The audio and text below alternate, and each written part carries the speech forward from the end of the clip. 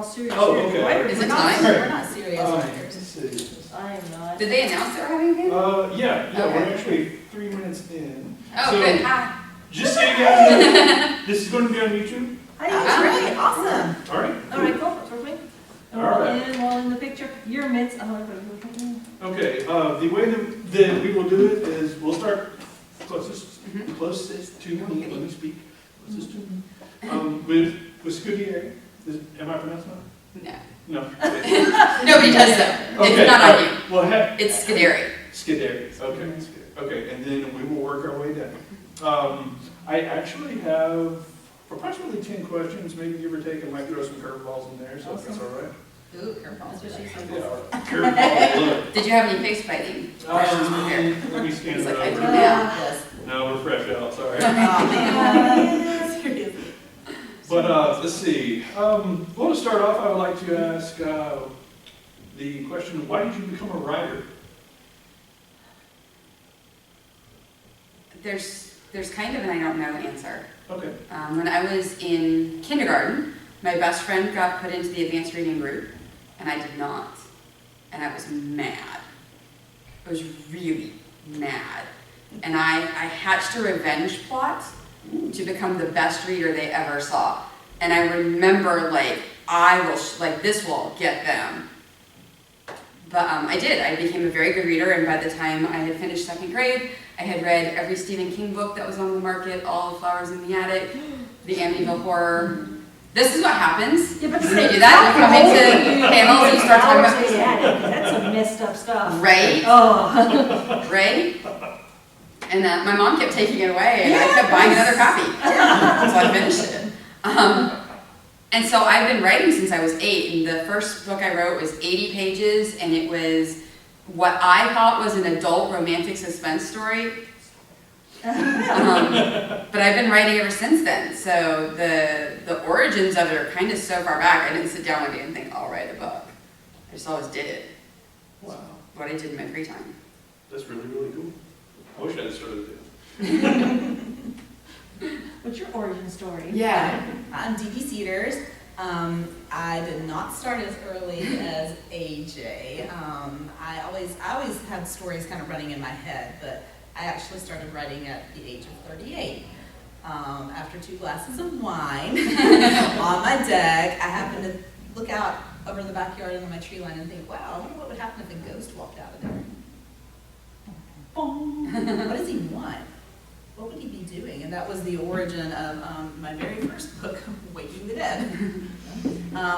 So yeah, I thought it was going to be a short story. It turned out to be way more than I anticipated, and it became an obsession and a joy and a passion. And so yeah, I'm glad even though I'm a little late to the game, I'm glad I started it. You're not late. See, Yeah. my origin as a writer is very much... Oh, good. Yeah. I'm Like, glad. you and I, like, right down to tree lines and things like That's that. You and I, great. yeah. Well, so yeah, because I had enough life experience, I think, then to have something interesting to bring to the table. And you wrote while you were living all that, which is amazing. And Yeah. that stuff should never see the light of day. This is my first stuff. Well, I'm Nikki Nelson Hicks. I started writing, as a lot of people do, to win the love of a man. Oh. I was so in love with him. I had all the fevered passion that a 14-year-old virgin could possibly muster for my English teacher in high school. Oh. I loved him so much. I stalked this poor man. I would stay out after school and watch him go to his green truck. I endured 2 years of French for this man. Wow. Because I loved him so very much. But what I used to do is I would write stories, because I was a big Dracula freak back then. I was goth before there was goth, because I went to school. And I would write these vampire stories, and I would slip them on his desk, and then leave. But here's the thing. This guy, what was his name? Shearer, Jeffrey Shearer. I looked him up. I knew where he came from because I'm a stalker. Anyway, he helped me get into acting, into after-school acting programs, where I went to another acting program where I ended up meeting this guy named Brian, and I eventually married him many years later. We popped out kids, so my children basically owe Mr. Shearer all the things. If it wasn't for him, I never would have gone to the acting things and met my husband and the whole thing. But yes, that's how I got started. I was like 14 years old, So cool. and I just wrote because I was trying to get his attention. And then later on, I've always had stories. I've always, even as a small kid, I remember thinking, I wonder what that'd be all about. Like, where do your teeth go when the tooth fairy takes them? What's all that about? That's a great question. You know, it's just little things I started thinking about as a kid, like, what? So, and helping a really good story, even as a kid, Yes. because we are not good people. I'll read the newspaper and I see horrible crimes and I was like, oh, that's horrible. God, that'd make a good story. Mhm. Oh, that'd be awesome. Yes. So, because we're terrible people. Nothing's really real to us. At least not to me. Nothing's really real to me. I'm a bit of a sociopath.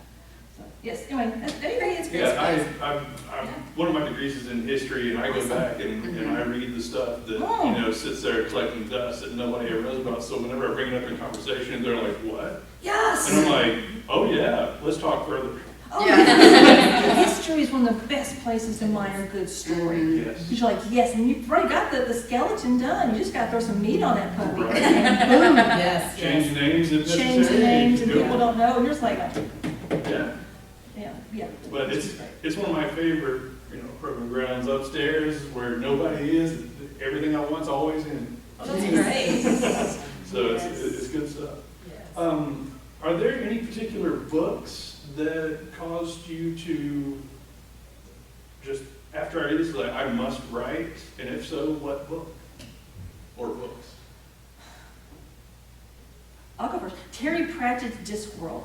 If I could write as well as he could, especially in the very beginning, because for me, the Terry Pratchett Discworld series is brilliant. Because, okay, a story should work on several different levels. You've got your basic level where a person can read it and enjoy it as a story. Mhm. They're just little muggles. They don't really look for anything different. But then you can go deeper into it with the different meanings behind the things he's doing, the history of it. Even go get more. And so all of his stuff, all his Discworld stuff, which is basically just, you know, it's a fantasy kind of novels, but they're not. Mhm. He tackles all kinds of really very hard-hitting socio and economic and political themes in the guise of dragons Mhm. and witches and wizards and vampires and everything, and it's the most wonderful stuff. I love the Discworld things. That's why it just broke my heart when he came down with Alzheimer's. Mhm. Because you can't, don't read the last, don't read, the Alzheimer's just sucked the magic. Which is why I'm so glad for Good Omens, Mhm. because I read that 30 years ago, and I have been waiting for 30 years to see To see Good it. Omens, Yes. which I watched last night, and yes, I fanboyed the entire time. Oh, that's great. Although my writer self's going, oh, no. My editor's going, Right. no. My screenwriter, I'm going, oh, I would get rid of that narrator, that's annoying. Oh, I would have done this, I would have done that. Yes, yes. But my fangirl's going, shut up! Enjoy this! I'm waiting 30 years! You can never get rid of that voice, though. You can't. Once you become Oh. a writer, everything's It's analyzed. so hard Yes. to read for pleasure now. You can. It's so hard, I'm too busy reading and going, Yes. oh, why? What are you thinking? Or Yeah. you'll see the typographical errors, the grammatical errors. Why didn't the editor catch that? The wrong phrasing. The wrong phrasing. Metaphors kill me. Yes, and you're like, oh, sweet darling. That's the editors. That's where the editors come from. They Well, I had one that was like her compass didn't take that way, What? Right. and then she put all her ducks on the table.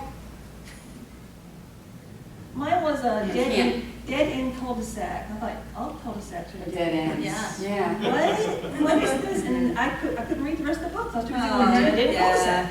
Mhm. But that's just being really horrible picky. We're horribly picky. I know how I am. Yeah. I am just the worst. But then every now and then you see something that like makes you so jealous, like this is so brilliant. I you've hate done. you That so is much. Brilliant. I hate you. I would love to incorporate that into my own writing because you're just like that is genius. Yes. Yeah. And that's All how I the and I'm just find like, that. That's great. Yes. All yes. the time. Like I gotta do that.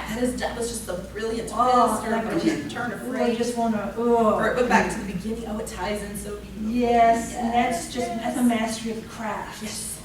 That I We're just, always striving for. always, Yeah. and you never, you just never, So, this is why, do you want to be a writer? Don't. Don't. You can do anything else. It's so frustrating, you hate yourself so much. So, You have to But love then, it. but then it sparks joy. Yeah. Really? When does this happen? That's not true, it's not true. It's Not during edits. No, it's No. During the birth of the story, yes, not during edits. I'm in edits right now, so I that's thought not it was part my of the story. yes. No. So, actually, in one of my stories, I hated the second Jake story. Really? I was terrified of anybody reading it. Like, I hate this story so much, it sucks, blah, blah, blah, blah. It's my favorite story. I've gone back to read it, I and love it it. works so well. Mhm. The Yes. second Jake works so well. It's my very favorite Jake story. And at the time, I didn't even push it. I was afraid, don't just. Oh. But now I'm like, no, it was my very, very favorite Jake story. But it's because I doubted myself. I'm always, what do you always do? You always do. You always think, is this going to work? How's this going to play? Is this going to backfire and make everybody hate me for doing this to Well, this character especially- that everybody loves? Oh, yeah, especially when you got like deadlines. I got a gig to write a story, and he bought one of my old stories. He bought a story. He's like, I got another anthology coming up. Do you want to do something for it? I said, well, sure. And he does crime, straight crime. I don't do straight crime. I do vampires and zombie chickens and weird stuff. But there's crime at the heart of it. There's crime, it's cheap. I mean, I can throw a vampire in there, boom, some magic in there, boom. This has to be straight crime. So I'm like, well, okay, sure. So I threw some pitches at him. He said, I like that pitch, I like that one. I went, okay, how long do I got to write this thing? And he said, it's due by June 1st. Wow. This was May. And I'm like, and I got the flu, all this Yeah. stuff happened.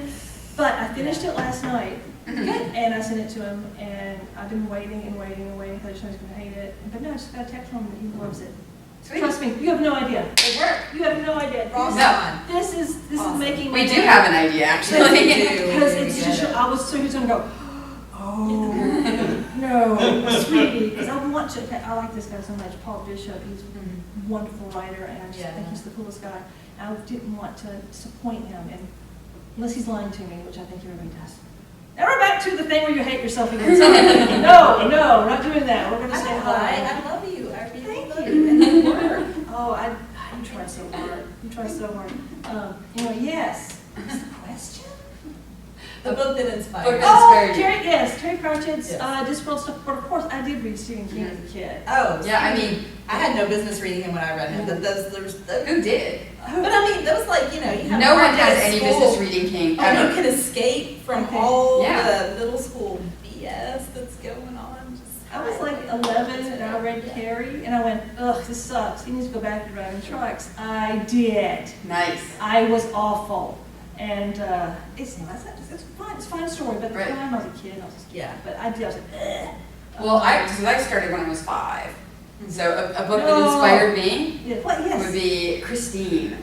Christine was I brilliant. loved Yes, Christine. It is. And it's one of those that the pieces are so woven He did. together on it. That's Yeah. before he completely blew his brains out with cocaine. Yeah. Because pretty much. Well, yeah, and later and nobody was editing him. I really thought I was Oh. going to open a book and find his grocery list or Yes, his he did. He just. Sudafed receipt. I did because there was a whole period of Stephen King's work that's just trash. It's just crap. I mean, he says it is. He says I don't Yeah. remember writing that book. I refer to it as the grocery list period. Yeah. Good because I'm Because I really was like, if I'd have turned the page and found it, I'd been like, oh, okay.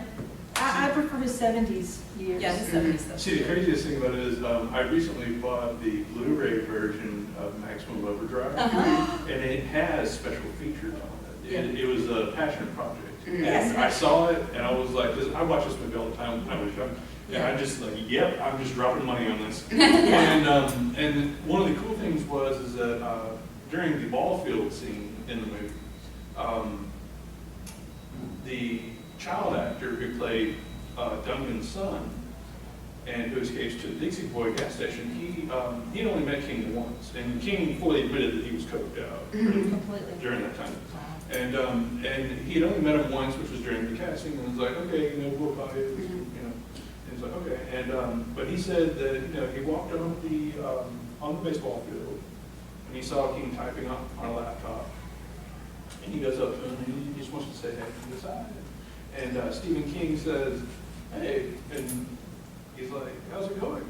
And Stephen King says, oh, it's going great. He's talking about his story, and he's so into it. Yeah. And he's like, this one's going to be good. It's got a clown in it. He Oh, was writing it. Nice.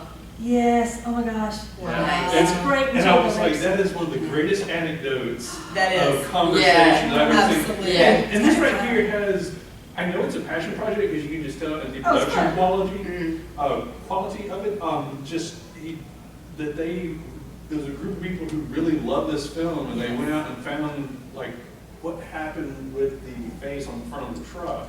Oh. And a guy, they'd actually thrown it on the side of the road. It was broken, like one of the ears was broken off, and it sat there and rotted. The jaw on it had broken, and somebody found it, just mildew, old and everything, and they called a buddy of theirs and said, "Hey, I have the face from the Happy Toys truck from Maximum Overdrive. Do you want it?" And he said, "Yeah." Well, yes, I do. And he took it and he restored it. And he said that he found that when he goes to horror movie conventions and he sets it up, people will come from all over because the generation that the film was intended for hated it. And it got its popularity on pay-per-view. And who was watching pay-per-view? The kids. They were tuned into that face and what was going on. Totally not a kids movie, but it's those people who grew up, and they said they had a couple travel from Britain just to get their photograph with it. That's incredible. Yeah. Wow. Special features on that film are great. To check that out. It is That's amazing. Because on my list. I'm a geek. I like to watch the special features. I like to watch it where you listen and talk about the movie all through the movie. Yes. Because it gives you so much about the process. I do the process. Exactly. I love that. Now when I do watch television, watch movies, I'm thinking about the process of how they shot it and all that kind of stuff. And if you want another one that is packed with great stuff, Fight Club. It has 2 different audio tracks, and if you listen to the one with, I think it's Fincher and Norton and Piston, since they had the most interaction on the set altogether, it was hilarious. They will point out stuff to you that you just haven't seen in the film. I love that. It is amazing. I watched that film, both tracks, 3 times, and I just now think I got everything. It's amazing. Sorry. No, that's No, great. we're geeking out. This is what we do. We're geeking That's what we're here So, question 3. Yeah. The man behind Terminator, Titanic, James Cameron, once said that the creative process, there are many talented people who haven't fulfilled their dreams because they overthought it, or they were too cautious, and were unwilling to make the leap of faith. What was that moment for you, when you knew that you just had to take the leap of faith no matter what would happen? I always wrote, but I wrote for myself. And I had promised myself I'd be published by the time I was 30. And then one day I was like, oh, That's gone. that didn't happen. Trust me. And I was reading, and this book was so bad. It was a bad book. It was so bad I threw it across the room. And my son was very tiny. He was napping, and I was reading during his nap. I threw this book, and I was like, who wrote this crap? I marched across the room, and I picked it up, and I won't say her name. I was like, oh, so-and-so wrote this crap. Please tell us later. I want to know. I don't think she's writing anymore. But I just had that moment of, I write better than she does. And honestly, I think that has made me a very comfortable writer. I'm not trying to be great. I'm happy, I'm better than she is. And I was like, she got published, so I can get published. And I went into it with kind of like, I don't have to be brilliant. To the point where my first book, Resonance, which is this big sci-fi magnetic polar shift, when I sent it in to agents, I sent it in at 256,000 words. Wow. Because I was like, they're going to edit it. If I edit it first, they're just going to edit it different. I will have wasted all that work. You're making So I was work like, for it. well, they're going to edit it anyway. So I thought, I'll hand them the whole thing. I'm going to give them all the ingredients. Give them all and the let them play, work with let it. them- And then I'm also not going to be upset when somebody edits it, because I won't think I had it perfect up front, which I thought was actually a pretty good move on my part, and they edited it totally differently than I would have. So it was a good move. But yeah, I handed in this like Hobbit. I was like, here are my book.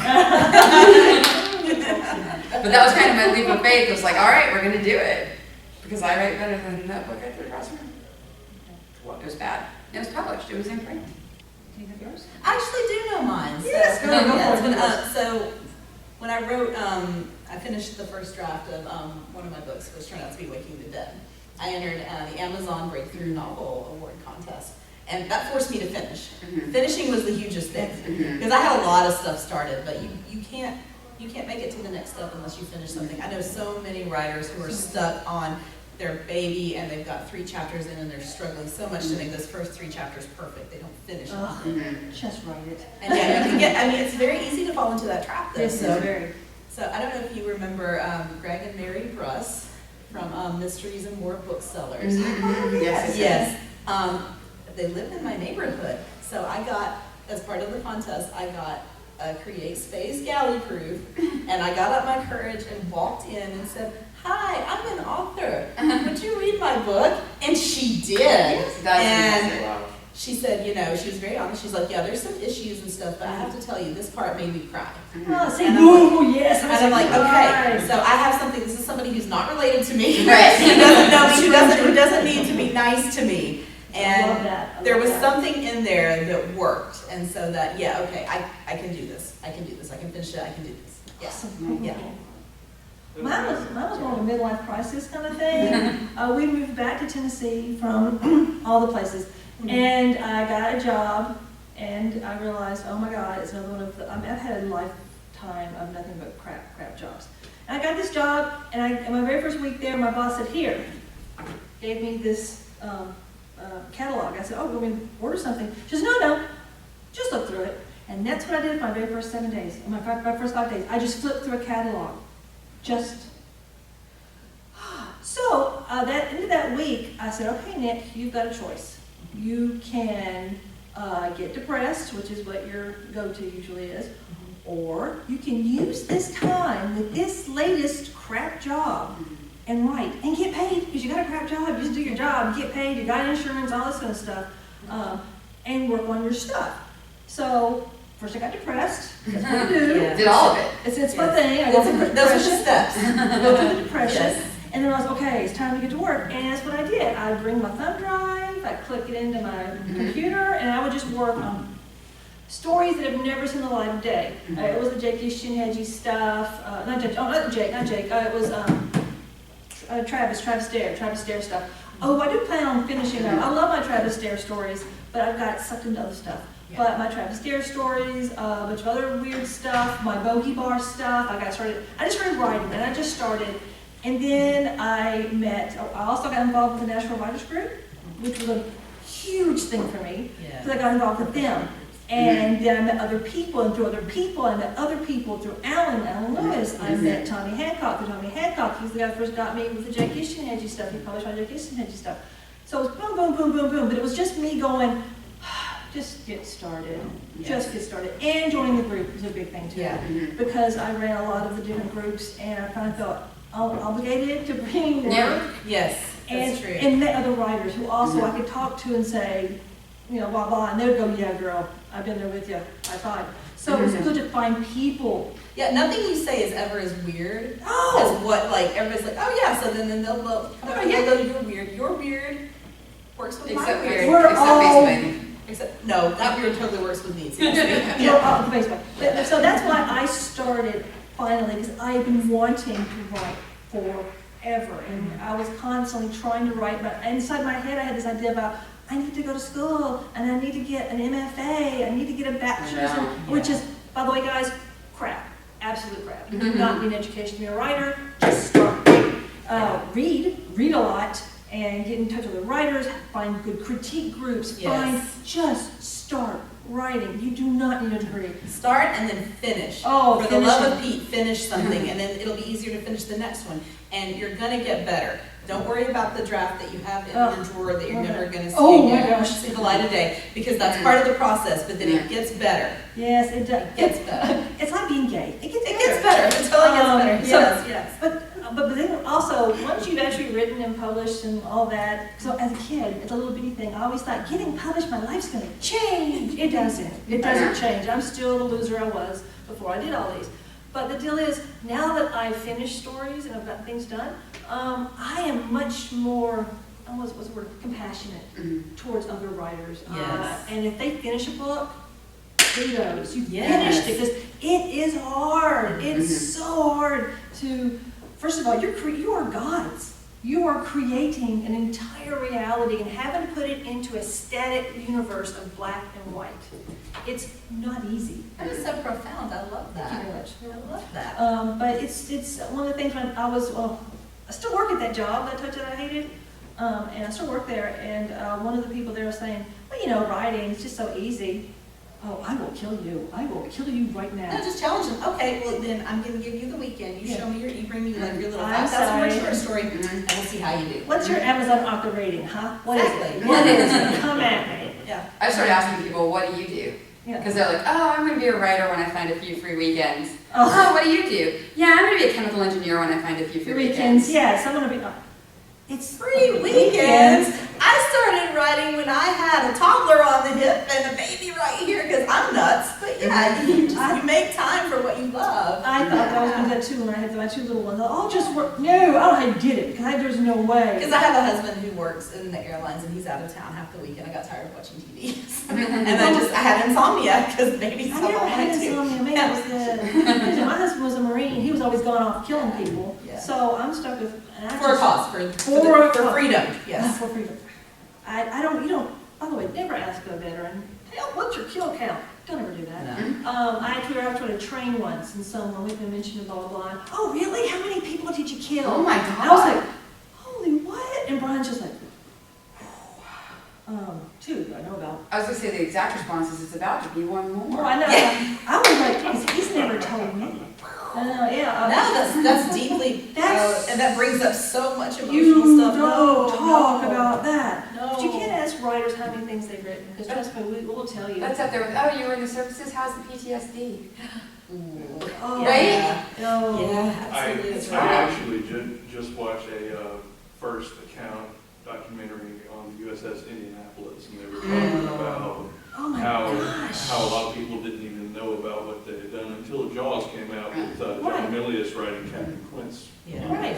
Yeah. And but I watched this documentary, and it was the actual guys, and I came back, and there are literally about 5 or 6 different stories, chapters to that one ship. Oh, And, I've read and stories. just, I was on Roku one night, and I looked in their documentaries on the Roku channel, and I Yes. saw the USS Indianapolis, I was like, okay, I'm putting in everything. It was like, Yeah, click. yeah. And I got more than I bargained for from Can the you imagine going on the rest of your life? I just, No, They talked about that in the very last thing. I'm sure. because, like I said, my husband's never talked to me about this, and then one day I happened to be sitting out, this is on YouTube, he was sitting on the back porch with my husband, and he was with 2 of his veteran friends, and I'm just sitting like in the background like this. And they start talking, Yeah. and they start talking about things, and I'm just like, I mean, I write about it, but I'm researching it. So I've got this huge, like, I don't have the smells. Mhm. I've never had Right. to pull my friend Mhm. out and have Yes. his other half fall off. Mhm. Yes, yes. I've never, and I'm like, sitting going, no wonder, oh my God, because all 3 of these guys are on medication and therapy, PTSD. Mhm. And because of the fact that human beings simply really aren't, we're not built for war. We're not. No. And wow, we're getting off the subject. But no, anyway, sorry. But as a writer, I Public service research. announcement, we need to take care of our veterans. Yes. We need to take care of their mental, physical, Because I write spiritual horror well-being. stuff. I write Yeah. horror stuff, but again, for me, it's I'm removed. Yes. Mhm. I'm removed. You're from the safety of the vantage point of you can step away at any time. They can't escape that because it's burned into their Yeah. minds. And it's they real. lived it. This isn't Yeah. real. Zombie Yeah. chickens are not real. You're never going to have to deal with that problem. Right. Which is a nice I safe know. way to dip into it. I don't know. You ever Climate change. Yes, yes. So, oh, that's right. Climate change. Yeah. Yeah, yeah. But yeah, they said that the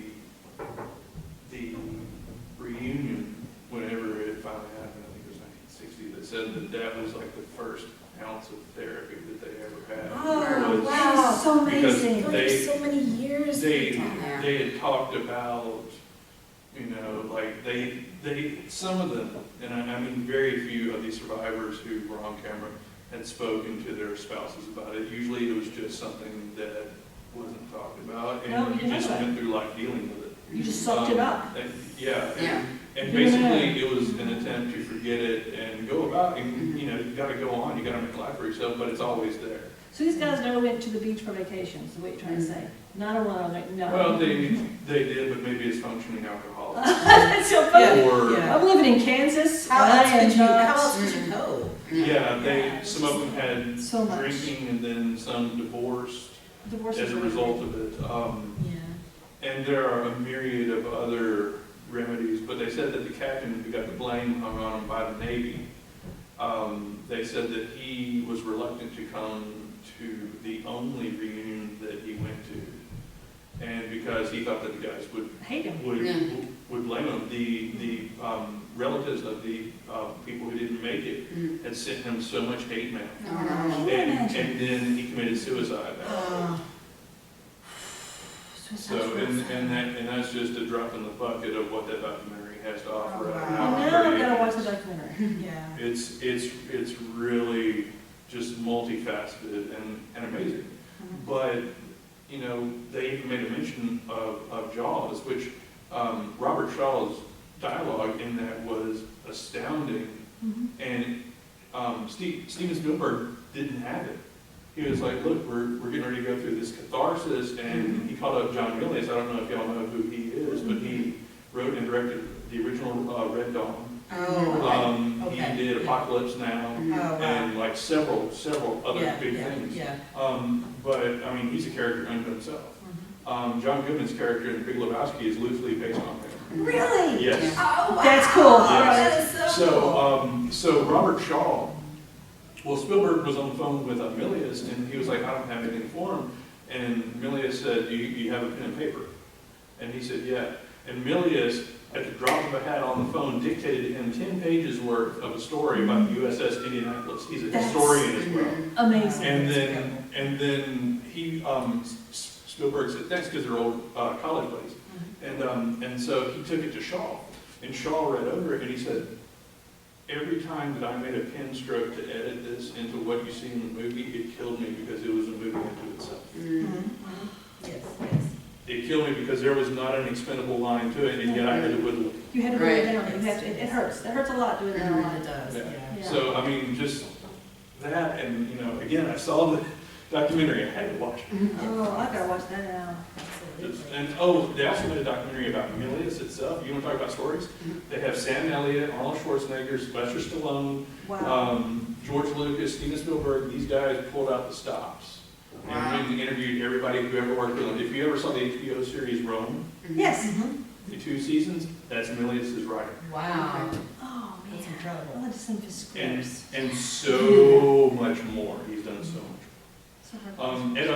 Ed O'Neill, Al Bundy from Air. Yeah. He had a moment on there where he said that Milius was in bad financial shape, and it's like, can I borrow some money? He goes, yeah, John, it's fine. And he was like, I'll pay you back. He's like, don't worry about it, because everybody in that town, everyone's like, yeah, I'll pay you back. Yeah. And said that it was to put his son through law school, and said that he turned up writing Rome for HBO for those 2 seasons, and he was like, I was stunned because he paid me back. Wow. It's like, but that's John. So amazing documentary interest. I will check. Great, I got 2 different on the 3D watch Yeah. list. That's fantastic. Thank you for that. No problem, they're just wonderful. Have you read it? Yeah. Yeah, Eli's Yeah. gonna crack the whip. Right. No, I was saying, you need to be prepared to watch these. Yes, Yeah. Couple bottles of wine. yeah. Yes. Do you guys outline, or do you just start writing? I'm a hybrid. I was just talking this with somebody recently, because he was, John, I think he was saying he's stuck, he's been 3 years trying to write this book, but he's got it all plotted out, he's got the whole thing down, but I just can't write it. And I'm like, I can't do that, it just constipates me. So as long as I know the beginning, and I have a good idea for the end, that little mushy bit in the middle, now I have a journal. Every one of my stories has a journal, okay? And that's like the womb, the birthing place. And I write as I go, like, okay, I was thinking scenes. We've done this scene. What do I want to happen in the next scene? And sometimes I get stuck, I'll start asking myself questions. Yeah. So what do you want to happen? Well, what if we do this? Or I'll say, okay, make up 3 different scenarios and choose which one works. However, the bad side of not being a plotter is last Wednesday, I was working on a story that was due. Anyway, I was talking to my husband. My husband, well, my husband is a great giver. If I have a problem, I'll go, hey, I want to do this. Boom, boom, boom. What do you think? He'll give me a great idea. He's always a great help. So he helped me with this plot problem I was having. And I went back, I started writing it. I wrote the story, all the way through. I was like, okay, I'm done. I'll write the end game tomorrow and have it ready for Friday. And I went to save it. And then it didn't save. And I lost all of my work. And I was bad. And my husband walks in and goes, hey, so how's it going? How's it going? And I was going, I've lost everything. He's like, okay, well, I'll be over here now. Yeah. And Yeah, smart. actually, he tried to help. So let me see if I can get it. It's gone wrong. I've done all the tricks. I'm not stupid. I mean, I've looked, and it's just, the great googly moogly has eaten it. I don't know where it went. So I had to rewrite it from memory because I didn't have it down. I was just, writing it. Yeah. And I was up to like 11 o'clock that night. Yeah. Because I at first had to rewrite everything I've been writing all day, and then I was so like that. My Yeah, you shoulders just want to were be like done this. on the page And that's one of the problems, one of the pitfalls of not plotting, of not having things, is that, man, if you're just winging it and you lose it, it's gone. Yeah. Gone. I'm not the only person. I've had friends who I've seen on I know. Facebook, they'll pop out and go, I lost everything! I don't know anybody who hasn't lost a significant chunk. So Exactly. now I save To on write my a passage. computer, I save it on a thumb drive, I save it on my Dropbox, I email it to myself. Yes. You make a PDF in case Word. Yes. Yes. I like options. If I'm really worried Yes. about it, I will print it off in Yes. case we have an e-bomb and we no longer have computers anymore. I have it on pieces of paper. Absolutely. Because once I do finish it, I always print it off, make a file for it, and stick it in my file cabinet. I keep all my stories and all the thingies in the file cabinet so that when I am rich and famous and the Smithsonian wants all of my work. Nice. Yeah. There you go. So you're like, what? Oh, your first drafts and stuff. Oh, yeah, mine will be gosh. burned. Oh, I keep all of them just because to keep myself, my very first thing I ever wrote, I'm like 17 years old in high school, and I've gone back to reread it, and it's amazing. Every chapter starts off with someone walking down a hallway. Nice. Because I'm 17, I'm in high school. What's Yeah. my life? Walking Walking down hallways. That's where the action is. That's Yeah. walking down a hallway. I thought, what are you doing? And every once in a while, there'll be a small snippet of, that's good. All of this is crap. That's, But see, then you can see the spark. You can see the I can beginning. see, Yes. there's the gold. That was good, little past Nick. That was good. But the rest of it, I will not be, I never finished that story. It was a space opera. It basically was like Lord of the Rings and Star Wars and all the things just Yes. splatted into, it was awful. So awful. But you had to go through that and get You it do. done, and then you could go on to tighten things up and learn to craft and write up. Yes. It's a step you have to go through. Which is something I Nobody needs to be ashamed of that stuff. It's Well, just, that's part of it. I'm not ashamed of it, but I'm gonna burn it. I'm not ashamed of mine either, but I'm not gonna let anybody else bring you. Yeah, nobody's gonna, Yes, yes. there's no gonna be, no posthumous publishing. No, right, When I right. used to run the writers groups with National Artists thing, people would bring their things and be a first draft. And I would say, first draft, right? And they're like, yeah, it's crap, but this is what you can do to make it better. Yes, exactly. This is what you got. Because you understand, first drafts are always bad, and that's fine, because it's your clay. Terry Pratchett said, the first draft is where you find the story. Yes. Because sometimes I I'll agree. often tell them, they'll bring in their books, and I'm like, okay, get rid of the first 5 chapters, it's crap. This is where the story starts. So Yes. but, no buts. Mhm. That's where the story Kill starts. your darlings. Kill your darlings. Because I did that in this last thing I got finished. There were so many really great lines. I love that line, it's beautiful. Yeah, but it completely Doesn't fit. stops the story. Yeah. You're like going, eh. Put it in a file of stuff to use later and pull I from do. later. I Yeah. call it my abortion file. I put all the things in the abortion file. I'll use that Maybe later. put my glasses. That's I a never great, heard that one before. that's a great line, but I can't use it in this one, maybe later. Yeah, But I no. love that. Yeah, we're fun. We're Absolutely. fun people. So no, I'm sorry. That's very funny. Oh, But I yeah. fly by the seat of my pants. Except for very recently, I had to start, some of the projects that I'm writing short, so the blurbs and the covers have to be done, so that's forced me to kind of think through.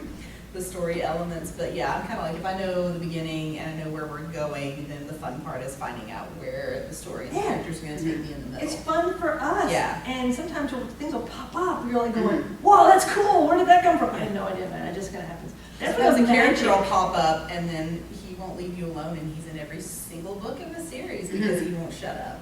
Yeah. Yeah, again, back to Terry That Pratchett. happens. He's like, how whenever he tries to write a book and Sam Vimes shows up, he's like, oh, it's going to the police because the Sam Vimes or the Watch shows up, the Night Watch, it becomes a Night Watch story. So I don't want to be a Night Watch story, but Yes. it's them because they're here. Yes. But no, yeah. Yeah. I'm a plotter, Yes. but it's in my head. I don't So write you any know. of it down. Yeah.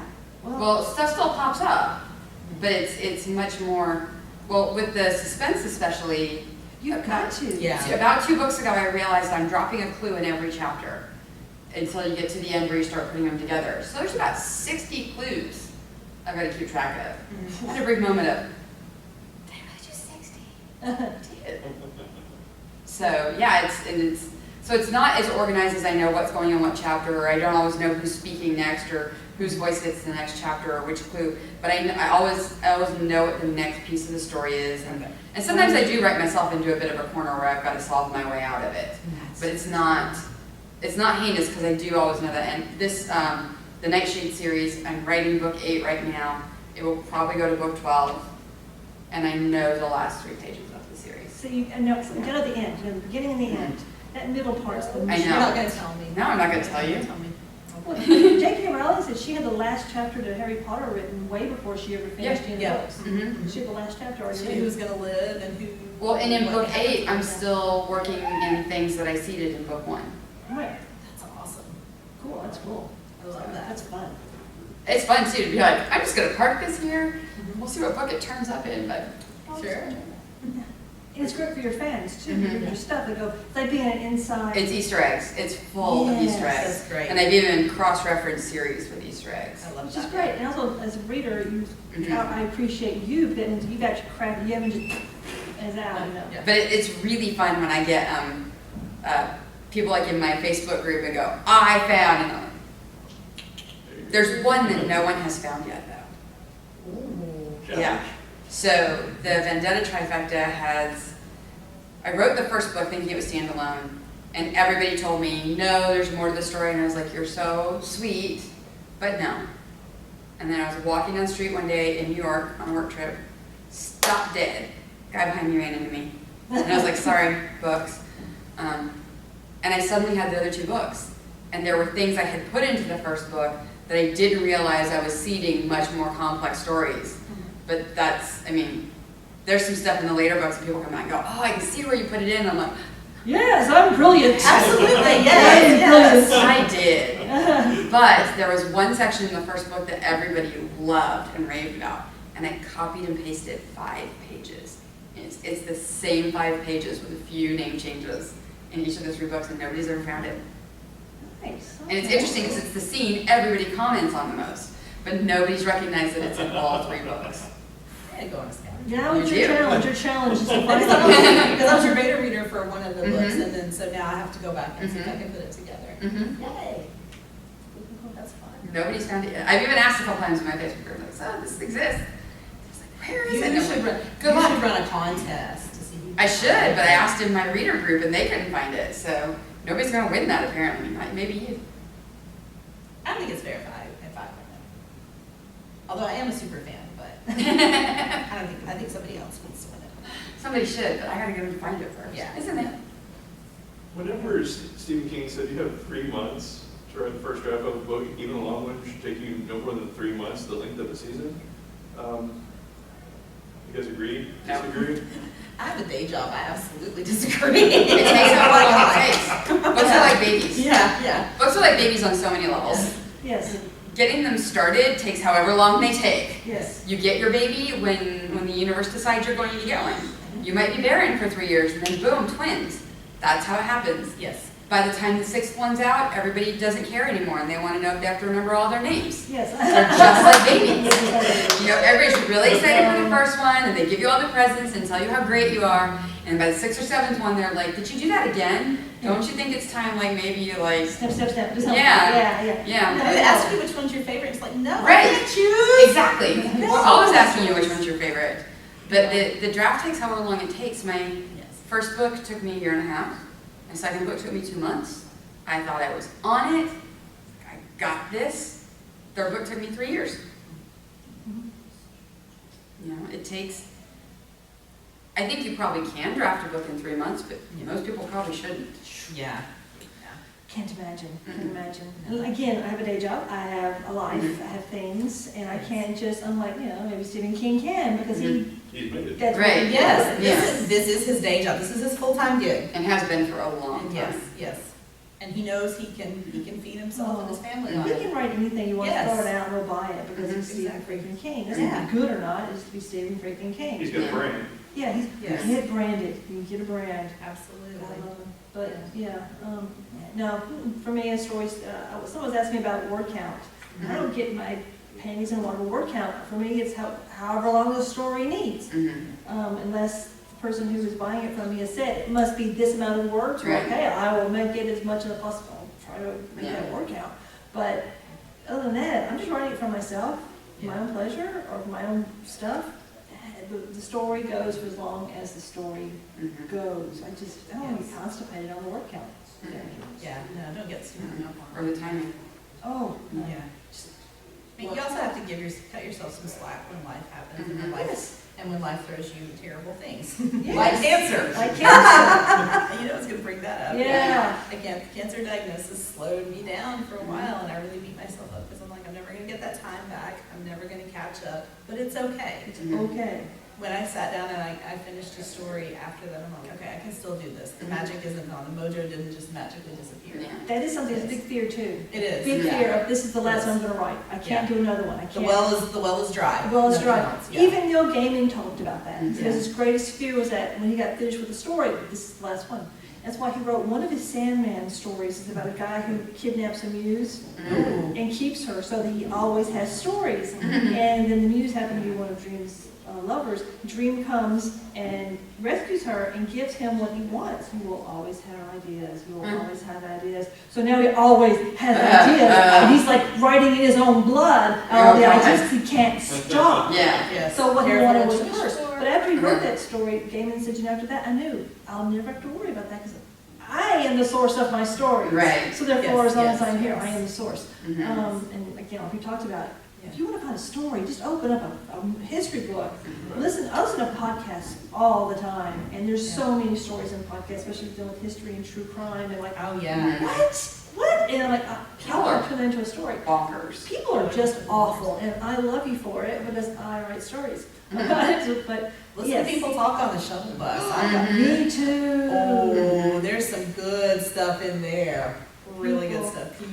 People are a huge source. Just sit and watch. Another great source used to be Art Bell. I would stay up and I would listen to This Art. art, oh my gosh. And I would, and I don't care for Nori so much because it sounds like he has a tone of condescension in his Yes. speech and so on and so forth. But Art once said it and it always stuck with me. It's like, my job is not to pass judgment on whoever calls me. My job is to help them tell their story. Lovely. See, I like that. And that is what I feel that Nori misses and why I can't listen to him. He's supposed to be egotist. He's this is my show. Yeah, it's like, you're not Art, sorry. No, you're not. No. It's like, you may be you, but you're not Art. I love weird stuff. Again, Yeah. I'll write weird stuff. It's weird and wonderful. Thank you Pretty very much. wonderful. Everybody read her stuff. Everybody read her I stuff love too. weird, cheap, quick and weird, baby. That's what I do. I love weird stuff, and I am constantly in the search for the newest, weirdest stuff. Recently, I was invited to give a little talk to a bunch of 8-year-olds about Bigfoot. Yeah. It was amazing. That's great. I got a huge Bigfoot hole for about a month because I was prepared.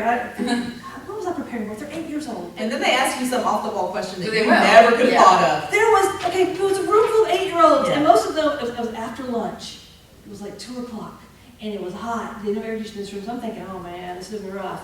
But there was this one little kid in the front row who had glasses, who had a little folder. It was like, okay, so, in your opinion, Nice.